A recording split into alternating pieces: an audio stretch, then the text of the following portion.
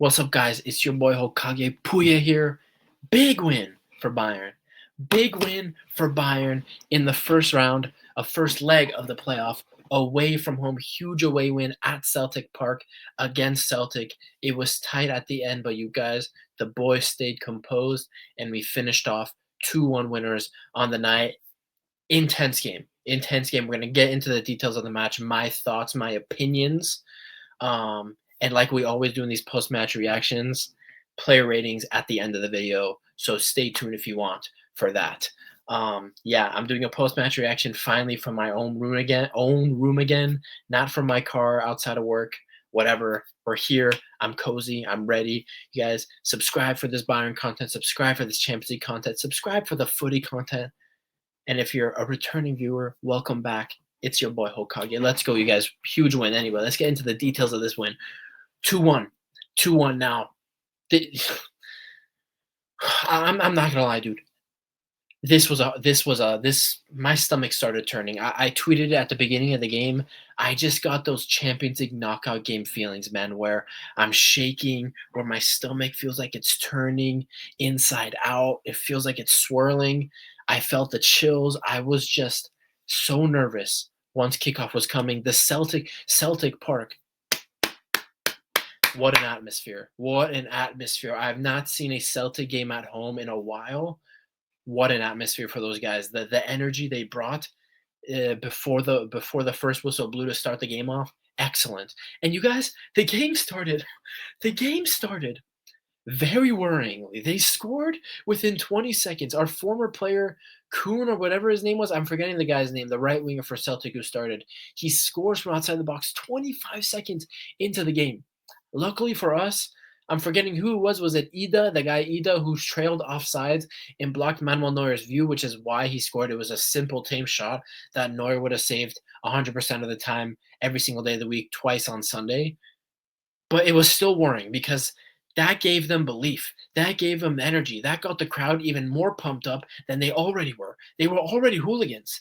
They were more pumped up after that. So very worrying start, but I have to give the team credit.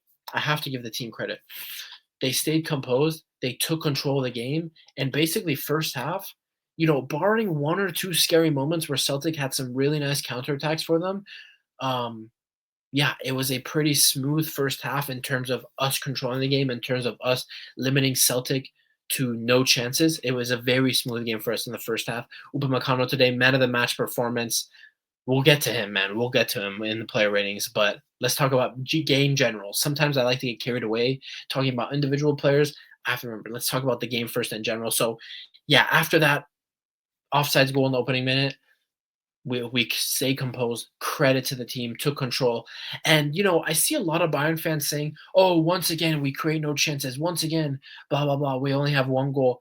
Bro, we had 4 big chances in that first half. And, Kane had a huge chance. Olise had a huge chance. Leroy Sané had a huge chance. Those are 3 excellent opportunities, Sané, Olise, and Kane, to put us 3 goals up. But they didn't take them. Harry Kane, interestingly enough, we'll get to his goal, but the chance he had in the first half when he was unmarked at the back of he was unmarked on a corner at the back of the box. Interestingly, it kept on happening for them. I'm not sure what the Celtic defense was doing there. They were just leaving him wide open. Really strange. And yeah, Sané and Olise had their chances in themselves. But yeah, I really thought, I know it's Celtic. I know a lot of people will think, oh, it's Celtic. We should be winning by more goals, this and that. You guys, really, an away game at Celtic Park in the Champions League, and this technically is a knockout stage game for them, bro, it's going to be a war atmosphere. It's going to be an intense atmosphere, and the players stayed composed.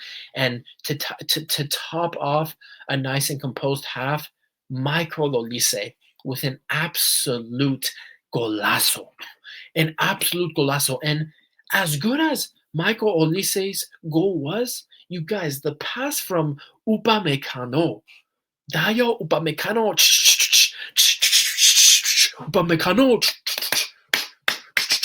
Upamecano, this is my Upamecano song. Upamecano,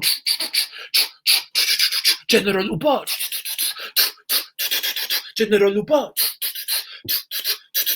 Dio, Dio, Upamecano. What a pass. Pitch perfect. I mean, inch, centimeter perfect pass over the top. And Olise gets a little lucky with the control. It bounces off the defender, but he takes one touch. Top right corner, Kasper Schmeichel, zero chance, 1-0 up. Perfect start. Perfect end to the first half. So that's the first half. First half went down. Beginning of the second half, it was very much like the Werder Bremen game this past weekend, where second half started and right away we were instantly more direct, peppering the Celtic goal. We had one or two chances instantly at the beginning of the second half, and then eventually our boy Harry Kane, open volley on his weaker left foot at the 6 yard box on a corner kick. Great delivery by Yosu Kimmich, whose corner deliveries were better today, a lot better today. And yeah, Harry Kane puts it away 2-0. And yeah, honestly, after that, we were in control. We were in control, right? And like I say, every game we should have more goals than we actually score. We should have 4 goals in this game, if we're being honest. We should have 4 goals, but we're not clinical enough to score those 4 or 5 goals. We only get the 2 goals. And 2-0 is a tricky scoreline. It's a very dangerous lead to have.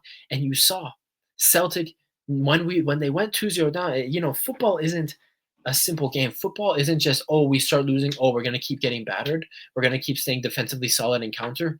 No, Celtic went 2-0 down, and they basically just let their guard down and started attacking us more and more because what else do they have to lose? They need to get a goal or something back to give themselves the best chance they can, the best chance they can have going to the return leg in the Allianz Arena next week on Tuesday. So they actually started attacking more at 2-0 down, and you saw us come under pressure more. We stayed composed. We were controlling them. But a key moment in this game was the Upamecano almost caused the penalty. Now, I thought credit to the referees, credit to the Spanish refereeing team. I did not think that was a penalty. Upamecano clearly gets the ball first and then accidentally stomps on I'm forgetting the Celtic player's name, on his foot. Absolutely not a foul anywhere on the field for me, and because of that, absolutely not a penalty. I thought that was excellent VAR work. I mean, excellent VAR work from the Spanish refereeing team there. But that gave the Celtic team belief. They got into a dangerous position and almost got a penalty, and the pressure piled on from there. And yeah, eventually they got a really scrappy goal off a corner. The Japanese guy scored. I'm forgetting his name. But yeah, a very scrappy goal off the corner to go 2-1. And basically, after they scored, it was just Celtic putting more and more pressure on us. It was basically a 50-50 game. We would have a spell of possession. Celtic would have a spell of possession. But with the energy of the crowd, the energy in Celtic Park, Celtic just seemed way more dangerous. Way more dangerous. And I genuinely was, my heart rate was elevated up to at least 100 beats per minute, guys. During those last 15 minutes, I really thought Celtic would equalize. I really was interested to see, can this group of players, group of players stay composed and see out the game with a win. See out the game with a win, and they did, and I'm really proud of them. I really thought, a lot of Bayern fans really were coming into this game hoping for a draw, and we got a win, and we could have scored like 4 goals. We should have won this game by more, in my honest opinion. And obviously, Celtic probably could have had another goal for themselves as well. It could have been like a fair scoreline would have been like 4-2, 5-2, given the chances both teams created. But yeah, 2-1 win surpasses a lot of Bayern fans' expectations. I thought this game was going to be a draw. I personally predicted on Twitter that it was going to be 2-2 before the game started. We get the 2-1 win, and I'm happy. So great test away in the Champions League, giving me some more confidence for ourselves on the road. Obviously, this year in the Champions League, our 3 losses are away from home. Feyenoord 3-0, Barcelona 4-1, and losing away from home 1-0 at Villa Park back in October. So good away win. I'm just happy with that away win. Very, very formidable ground to go to in Champions League settings. Very formidable. And for the negative Nancy's out there that will say, "Oh, this Dortmund, who's so trash, beat Celtic 7-1 in the first game of the league phase." Exactly. In the first game of the league phase, Dortmund won 7-1. That was already 5 months ago, right? September, October, November, December. That's like 5 months ago, right? a team can grow throughout the season, and I really am really impressed with what Brendan Rodgers is doing with this Celtic team. And you guys, I'm not a stats merchant. I don't like to talk about stats too much when I'm talking about the overall game.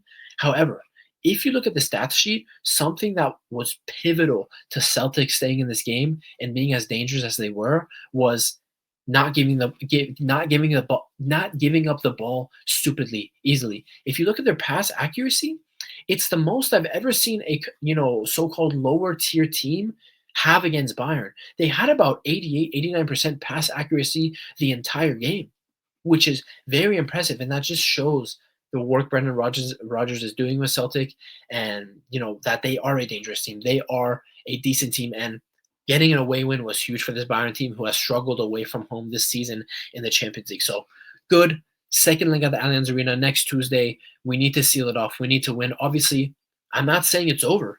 It's only 2-1. It's only 2-1 at the Allianz Arena. I understand, bro. We don't lose at the Allianz Arena. I don't know when was the last time we lost at Allianz Arena in the Champions League. I think it was Liverpool in 2019. That was the last time, and even before that. So we've only lost once in the Allianz Arena in a lot of years. So it's going to be tough for Celtic to beat us there, but by no means is this game over. By no freaking means. So, yeah, guys, let's get to the player ratings. This is where we like to talk form, what we saw from the players individually. Manuel Neuer, I'm not going to lie, guys. I'm going to be honest with you. Neuer gave me a heart attack twice today. Now, his passing out of the back was great. Obviously, Manuel Neuer is always going to be great passing out of the back. I was happy with him there, and he made one or two really good stops. However, there were two moments where he just misjudged the speed of the ball, and he almost got embarrassed. He almost caused 2 goals for us. 2 goals against us. Not gonna lie, if things had not gone his way, we could have been looking at 2 Neuer mistakes today. So Neuer, I unfortunately have to give him 3 out of 10. I was not impressed too much with Manuel Neuer's decision making when we were under pressure. So Neuer, 3 out of 10. Guerrero, I'm telling you guys, he's a spy. Within that first minute, the reason why even the Celtic guy got the shot off is because Guerrero just let him simply just dribble to the middle of the field without applying any pressure to him. Guerrero started the game off really badly. He had some moments, but I felt like he was forcing too many passes off the left side. He was forcing it too much when Zane had 1 or 2, 3 guys around him, when Musiala had 2 or 3 guys around him. He kept on trying to force the pass, and it was leading to a lot of dispossessions and Celtic getting the ball. So Guerrero, again, when he's in motion in the attack in that left mid area of the field, he plays well, but as a full-on left back, it's just not good enough for Bayern, and we really need Alphonso Davies to be back ASAP. ASAP, man. We need Alphonso Davies back. So Rafa Guerrero, honestly, really frustrating for me today at times. 4.5 out of 10 for Rafa Guerrero. Eric Dyer. Now, Eric Dyer was stable today, but I'm not going to lie. Eric Dyer was at times forcing the pass too much like Guerrero, forcing the pass, offering possession back to Celtic too easily at times.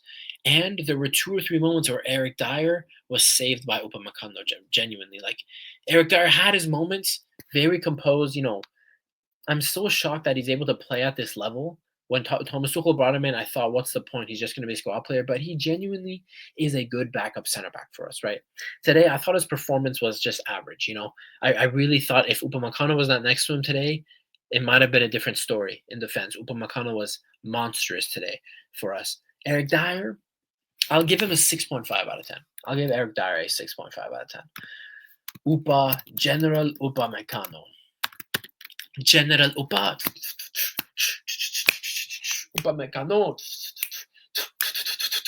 Upamecano.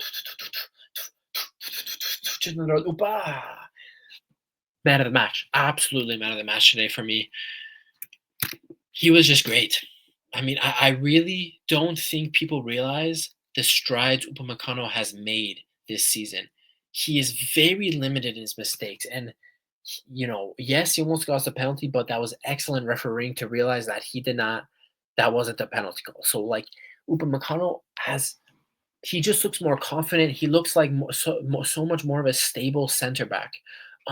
He's absolutely the leader of the center back pairings this season. Upamecano, the assist he gave to Olise today, The composure he showed first and second half, especially when we were under pressure towards the end of the game. Very happy with you, General Upa Mecano. 9 out of 10 for me. Limer, like this was one of Limer's better games in the last month. This was a very good game for Limer. I felt, in comparison to Guerrero on the right side, him bombing down the field, him, Olise, and Kimmich were combining very well with each other. He was not losing the ball much at all, not forcing the issue, making smart decisions. And obviously, we know Limer can run 24 miles. We know Limer can run 100 miles an hour, 24 hours straight. So he had the energy to bomb up and down the field, defend very well. I was very happy with Limer today. I'm not gonna lie. I was very happy with what I saw from Limer today. 7.5 out of 10. Leon Goretzka. Again, I really maybe company played Goretzka today just because he wanted that experience factor away from home. But I really didn't think Goretzka had a great game. Like he had his moments where he contributed to breaking up plays for Celtic and winning the ball back. But genuinely, when Goretzka plays like this, where he's not threatening an attack, when he's not carrying the ball, when he's not making progressive passes, when he has the ball at his feet, Kimmich has to carry the entire weight of the passing game from midfield himself. So Leon Goretzka, I wasn't happy with Leon Goretzka today. I'm not gonna lie. I was not happy with Leon Goretzka today. He was better than Guerrero, that's for sure, but I just was not. I wasn't happy with it. I wanted more. Kimmich was carrying way too much of the midfield weight today. And Kimmich, for me today, another stellar performance. I mean, the fact that Bayern fans don't see his quality in midfield, the fact that football fans think this guy isn't an actual midfielder, the fact that Bayern fans, a lot of Bayern fans actually want to sell this guy online for like, I just don't get it, guys. I really don't get it. He's a world class midfielder. He's a world class right back. He's just one of the smartest players on planet Earth. He's excellent, man. Yoso Kimmich today carried that midfield. Carried that midfield. I'm going to give Yoso Kimmich today an 8 out of 10. Obviously, also got an assist as well. Great performance from Kimmich today. Who are we saying? Sané. Now. Okay, Sané. You guys, weirdly enough, I don't know what. See, if this was Sané all the time, bro, we'd have a nice, solid winger. Today, Leroy Sané played as if his brain grew back. Genuinely, Leroy Sané, when he got the ball, was not lazy on it. He was not losing it in stupid positions. He would get the ball, turn with it if he could, and make the right runs. He would make the right passes. He would let go of the ball whenever he could. The only complaint I had with Sané today was that in certain positions on the left side, take your man on. Put the cross in more often. And he had a really good chance. He just was like an inch away from toe poking the ball into the back of the net, so he couldn't quite finish off that big chance he had for himself there. I didn't think Sané was that bad today. I was impressed. He wasn't losing, and maybe that's just my standards are just so low because of how bad Sané is at times. But today, he played as a competent winger, and I have to give him credit. And on the defensive end of things, he was very key for us running up and down the field, stopping any Celtic counterattacks if he was able to.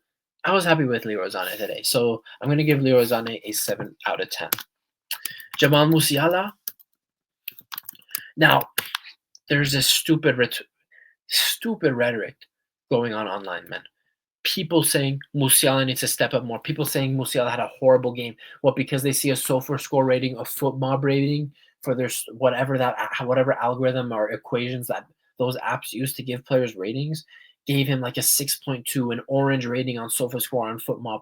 Bro, Musiala today, to begin the game, he wasn't strong. He was losing the game in really weird positions. He was losing the ball in really, really weird positions. He couldn't get control of that ball. But bro, from about 15 minutes until he got subbed off in like the mid 80 minute, like what, he got subbed off in the 85th minute or whatever it was. Musiala, you can't touch the guy. The Celtic guys couldn't tackle him. All they could do was foul him. He turns with the ball. He puts us in dangerous situations. I mean, what do you want, bro? This is I love this from my number 10. I love this from Jamal Musiala. Constantly threatening through the middle, which is something that we don't get a lot of from this team. Olise, Zane, Coman, Gnabry, Kane, they are not that much of a threat through the middle of the field. Jamal Musiala does the hardest task in attack, which is taking that ball and chance creation through the middle of the park, where it is the most crowded against a parking the bus Celtic team, parking 8, 9 players in their box, in their own final third. So Musiala today, I thought I would give him the same score as Leroy Sané. I really liked it, and I don't see. I think it's people don't really understand football.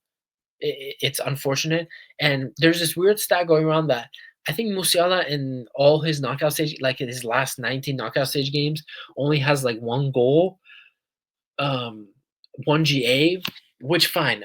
I guess I understand if you want Jamal Musiala to score more and assist more, but what you don't understand is the pressure and the chance creation that results from what Musiala provides to this team through the middle of the park, the danger he poses. I don't think people really realize the positive effect it has on everyone else around him in the attack. So Musiala, 7 out of 10. I'm happy. And now that we go to the Allianz Arena next week, I expect Musiala, and I know Musiala is going to have a really good game next week on Tuesday. So I'm expecting good things from him next week. And then obviously, Michael Olise gets the goal. Him and Limer on the right were worked very well together. I didn't like that Company took him off early. Olise is now in that Musiala, Kimmich, Harry Kane, Upamecano bracket where if he starts, he plays the full 90, bro, because he is our best winger. You have Musiala as our number 10. Out of all our wingers, Gnabry, Coman, Olise is our best winger, and he is the signing of the season in all of Europe. He is 100% the signing of the season. So, Michael Olise, freaking golazo. And honestly, he could have had two. He missed a big chance, but just, again, always impressed with Michael Olise. I'm going to give Michael Olise today an 8 out of 10. And then Harry Kane getting the goal. Yeah, I mean, Harry Kane actually wasn't that bad today. He was getting involved in the middle of the park. Him and Musiala and Olise were combining very well to put each other in dangerous spots. He gets the goal on his weak foot. He missed a big chance in the first half, but yeah, I wasn't.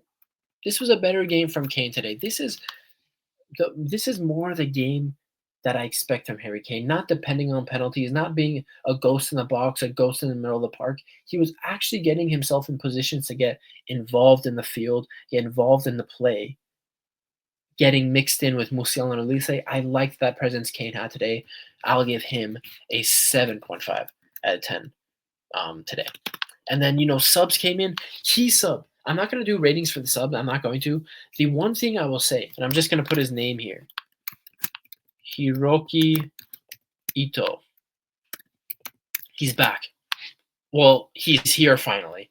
I think people forget. You guys, you don't realize how big this is for us to bring Hiroki Ito back. You guys, this was the Stuttgart team last season got second in the Bundesliga. That was so good.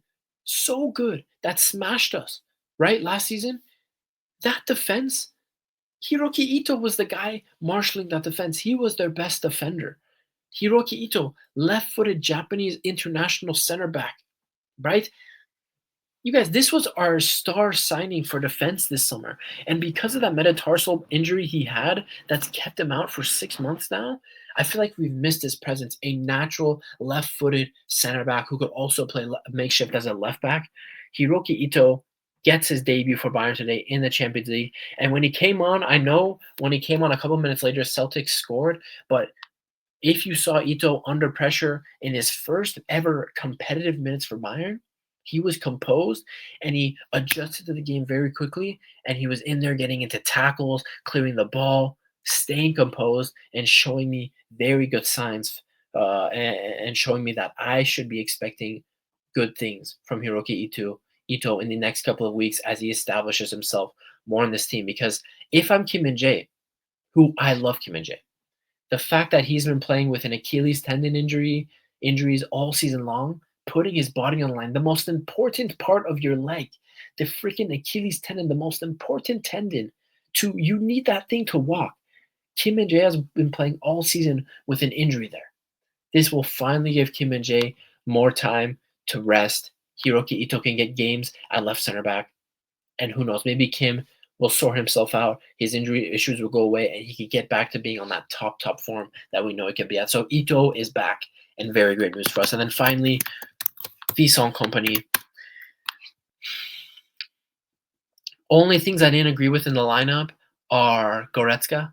That's the only thing. I think Pavlovic should have played, but again, maybe it's the experience thing. Maybe he wanted Goretzka in this away fixture. I wouldn't be surprised if next week on Tuesday in the Allianz Arena, I wouldn't be surprised if Alexander Pavlovic starts. I think just because of the away setting, he needed the experienced player. So I understand that from Company. The only thing about Company is I don't agree with the subs. I don't think Musiala should be coming off. I don't think Michael Elise should be coming off. These guys should be staying on the full 90 minutes, especially when we're not up 4-5-0. If we're up 4-5-0, I understand. But if it's 2-0, 2-1, you don't take Elise off at 2-0. Don't take Musiala off at 2-1. Don't do it. Leroy Sané, when he's actually having a good game, don't take him off. Don't bring on Coman and Gnabry. It brings the quality of the play down substantially, especially when all those players are having good games. Don't do it. Really, don't do it. So I didn't actually agree with Company's substitutions today, and I didn't agree with the timing of his substitutions. So Vincent Company, I'm going to give him a 6 out of 10 today. Although it's a big win for us, and the team played well and stayed composed under that atmosphere, I'm going to give Company a 6 out of 10 for his overall management of the game today. So, you guys, big win. It's your boy. Let's just hope for the best. Obviously, this weekend, mega game. Mega game this weekend against Bayer Leverkusen. If we win, we could basically seal the title very early into the season. Very early. Mid-February, we could seal the title off with a win. I think it would put us 10 points clear. I believe it would put us 10 points clear or something like that of Leverkusen. Huge game this weekend. And obviously after that, regardless of the result, we need to be in top form for this second leg of the playoff against Celtic at home in the Allianz Arena. Guys, Mia San Mia. It's been your boy Hokage Puya. Like the video, subscribe if you're new, and Champions League is back. I love the Champions League, guys. The Champions League is back. I'll see you guys in the next one. Peace.